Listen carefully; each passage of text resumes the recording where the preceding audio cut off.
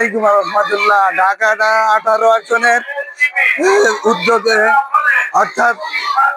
তুরাগ দক্ষিণ থানার উদ্যোগে বাইলজুরি ওয়ার্ডের পক্ষ থেকে আমরা বাইতুল সালাম মসজিদ 14 নম্বর সেক্টর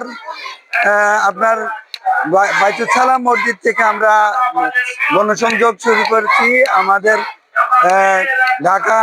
18 আসনের অর্থাৎ তুরাগ দক্ষিণ থানার 52 নম্বর ওয়ার্ডের আমাদের আমাদের আমি শেখ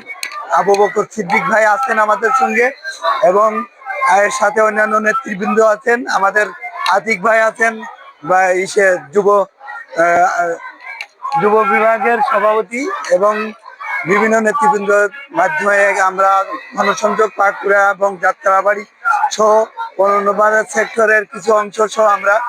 গণসংযোগ করছি। এখন আগামী নির্বাচনে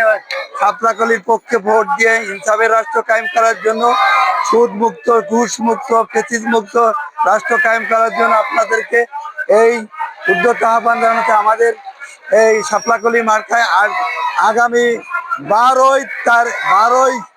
তারিখে আপনারা আগামী 12 ফেব্রুয়ারি সাপলাকলি মার্কায় ভোট ইনসাফের রাষ্ট্র কায়েম করার জন্য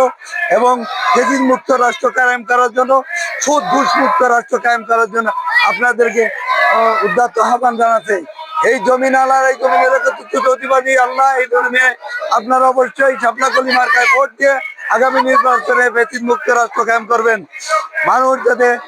শান্তিতে বসবাস করতে পারে, মানুষ যেন কারোর চক্রাঙ্গানির কথা না শুনে চলতে পারে, উন্মুক্ত ভাবে চলতে পারে, এজন্য আপনারা আগামী নির্বাচন সাপলাকলিকে ভোট দিয়ে দেশে রাষ্ট্র কায়েম করার জন্য আপনাদেরকে আহ্বান জানাচ্ছি আমি।